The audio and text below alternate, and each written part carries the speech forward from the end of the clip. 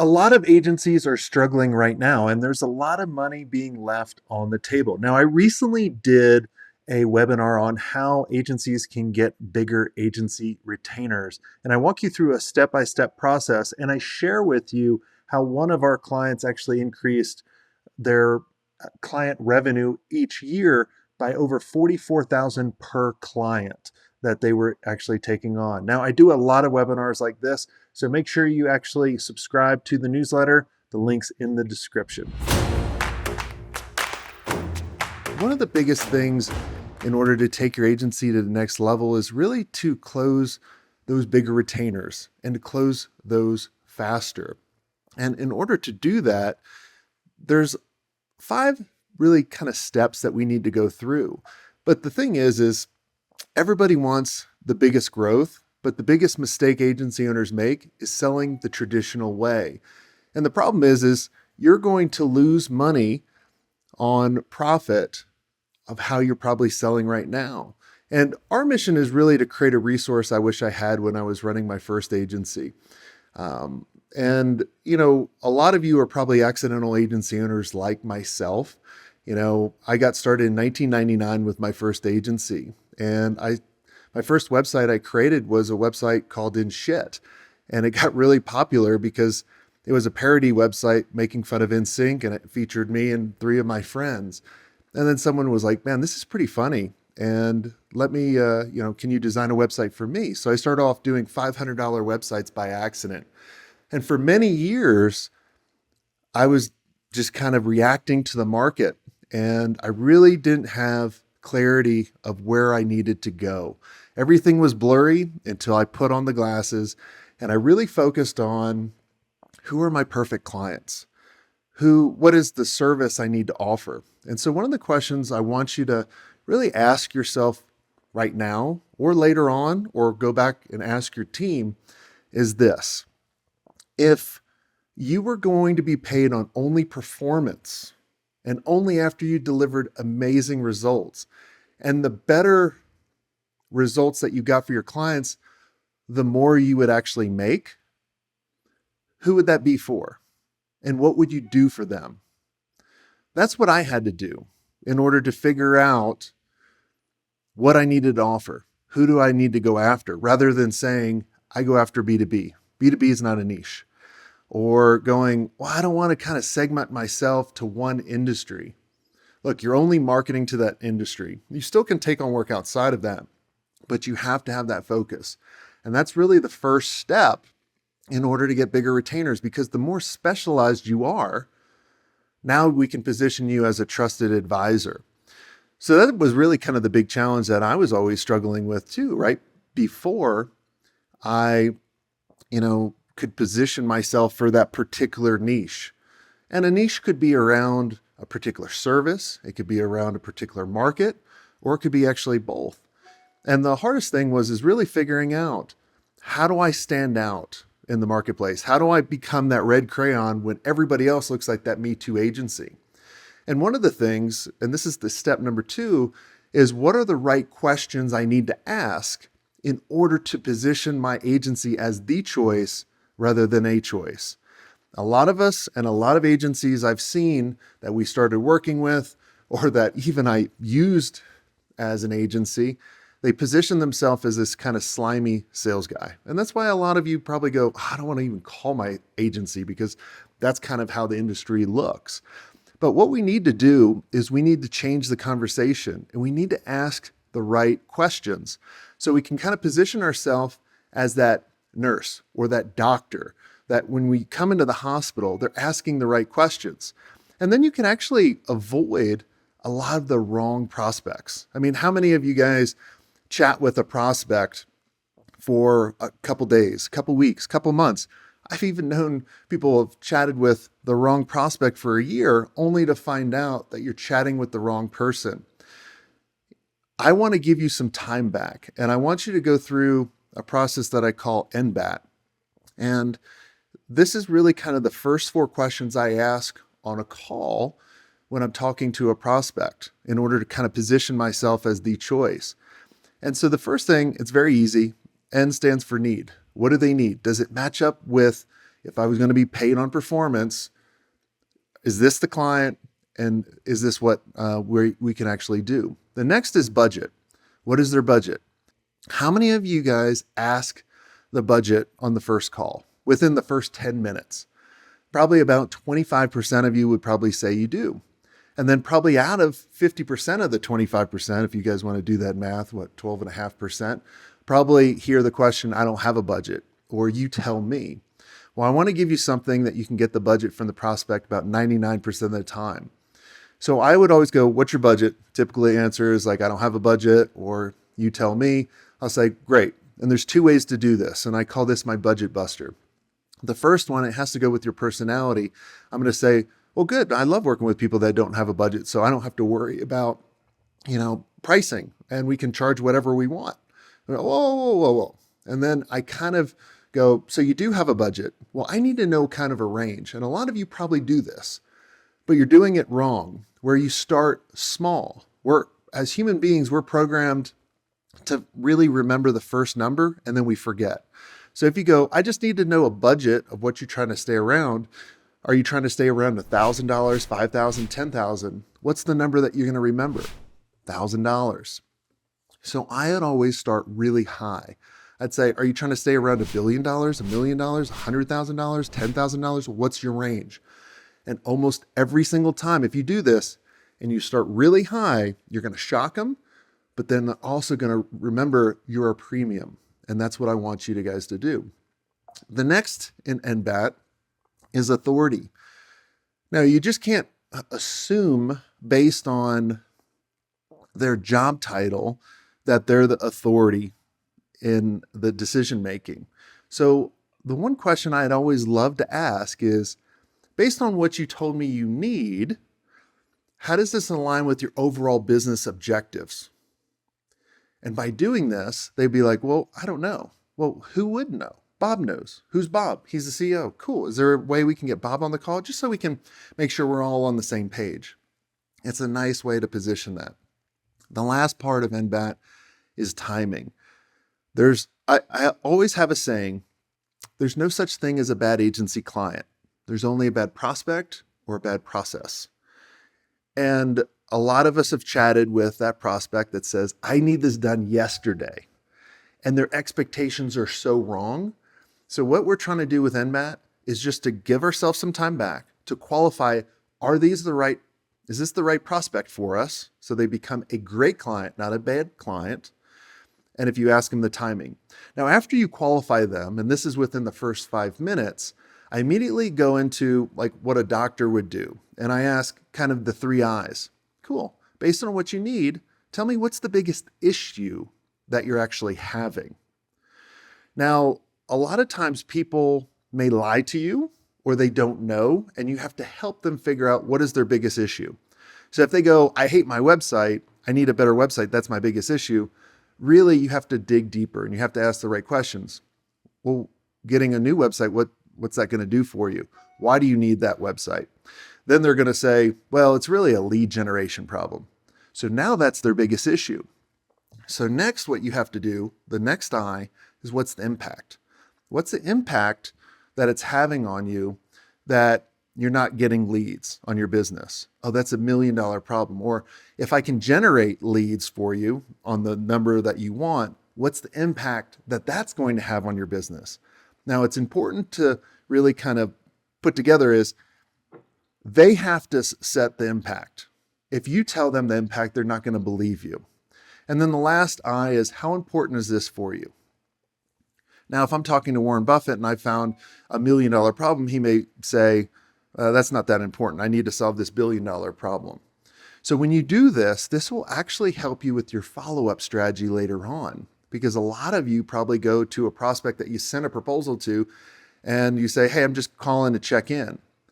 I would never do that. That's a begging strategy. What I always like to do is I would call and say, hey, Janet, I haven't heard from you in a while, so I presume that you solved that $1 million lead generation problem.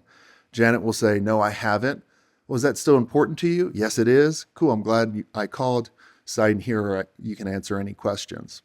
So step number 3 in selling bigger retainers is really positioning a foot in the door. And the biggest mistake I see agencies really make is they're selling a retainer first, which is like, think about for your significant other, if you went up to them, if you're married, and you pitched marriage right on the first date, they're going to think you're crazy. And if they actually, said yes, they're probably crazy and they're the wrong client.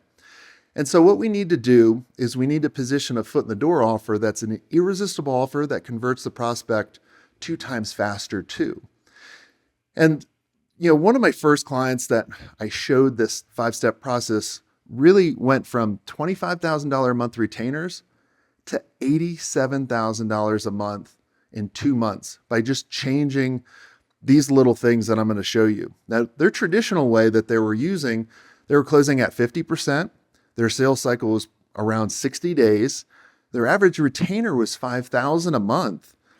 But here's the issue. They would sell month to month. So the client could cancel at any time. And one of the issues that he was having was they were sticking around for 6 months, which is a whole nother issue, right? Rather than selling a retainer for a year, which would guarantee that revenue and that be more predictable. Now, the new approach that I showed them, they were closing at plus 85%. Their sales cycle went down less than 30 days. It was like 10 days. Their average retainer went up to 8,500. So now and it was locked in for a year. So now their yearly revenue per client was over 6 figures, right? How many people would love that? Like 44,000 more each year per client. Now, what did he do? Doctors don't sell, they prescribe. And this agency didn't sell, they educated and then prescribed. And the foot in the door usually points out an opportunity that they don't want to miss out on. So they chose to do an SEO opportunity analysis. And what this was it created a low barrier to entry. So it was easy for them to make a decision fast. It was easy for them to understand. It led to their core offer. It created a high perceived value for what they did. And it was a positive first transaction. Now, some examples of a foot in the door could be this. It could be an audit, but don't call it an audit because it's so beat up right now. Like, we can come up with better names, or you can come up with a customer journey map, right? So if someone had a lead generation problem, say, hey, I'm going to develop, let's say you're in the automotive dealership. I'm going to do a dealership lead generation blueprint, all right? And we're going to map out what you were doing and what you can be doing, and you build it with them. It could be some discoveries, it could be other roadmaps, it could be an a la carte service. Now, the biggest thing I see people doing wrong when they think of a foot in the door, or when I introduce this to them, they go off and they come back with a report and they go over the report with them, or they just send them a boring report or something very generic. The biggest thing you have to do with your foot in the door is you need to position it to do it with them, right? And so when I'm selling a foot in the door too, I always tell them, based on everything that you told me now, what I suggest us doing, and you have to come from a trusted advisor, right? Rather than, do you want option A? Do you want option B, or gold, silver, platinum, whatever it is? Say, based on what you told me and what you want and what your challenges are right now, what we need to do is we need to do this blueprint. And on this blueprint, we're going to map out what you're doing currently, what you can be doing, and we're going to do it together. Now, there's 3 possible outcomes. You're going to love the plan that we developed together, and you're going to go do it yourself. If that's the case, I'm going to wish you luck. Number 2, you're going to love the plan, and you want our help to execute on what we covered. This is the most common. Number 3, you don't like the plan, and I give your money back. So there's nothing for you to lose. So think about how easy of a decision that is for that prospect. Also, you're going to know if that prospect has decision-making power, because now you're positioning this small offer to them. Could be $500, could be $2,000, could be $5,000. Or the case study that I told you, they did $2,500 for their foot in the door. Now, when they did the foot in the door and they mapped all this out, the cool part about this was they go, here's the biggest issue. let's kind of do a test project. So I asked the SEO agency that we're working with, I said, how long does it usually take for you to show ROI to your clients? He said 2 months. I go, cool.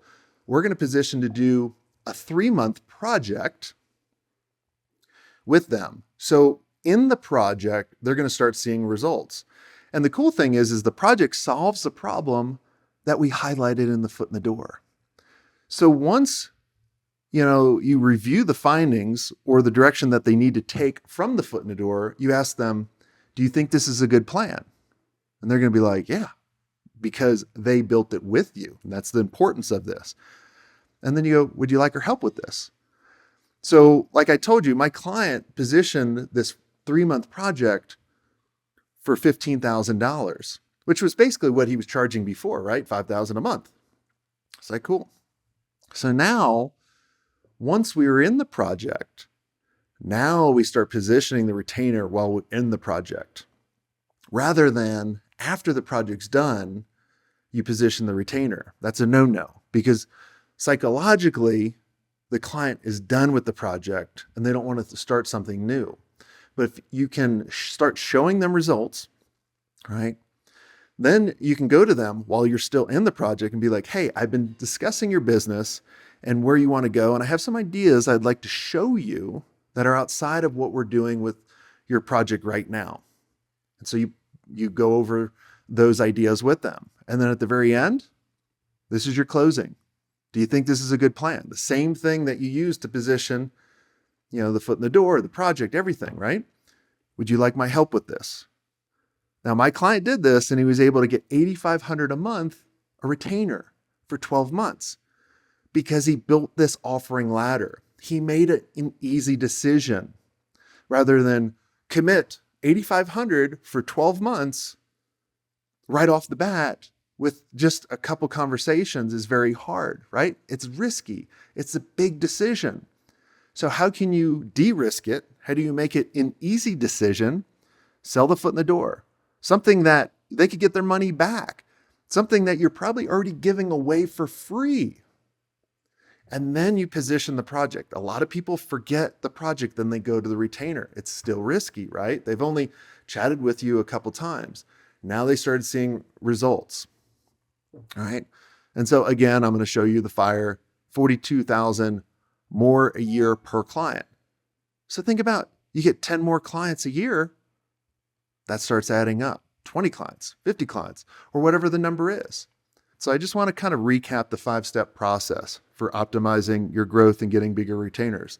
The big thing is gaining clarity, right? Who is your ideal client and what do you want to do for them? Think back to that original question that I told you. If you're going to be paid on performance, who would you do it for and what would you do for them? Make it simple. Step number 2 is asking the right questions to position your agency as the choice rather than, a particular choice, right? You want to position yourself as the choice. The next is you have to develop an irresistible offer that converts your prospects to clients faster. And it also eliminates the people that are wasting your time. The fourth is you have to develop a project. What is the small win that solves a problem that builds trust? So then you can position that retainer. That's a predictable revenue stream that is guaranteed for a year.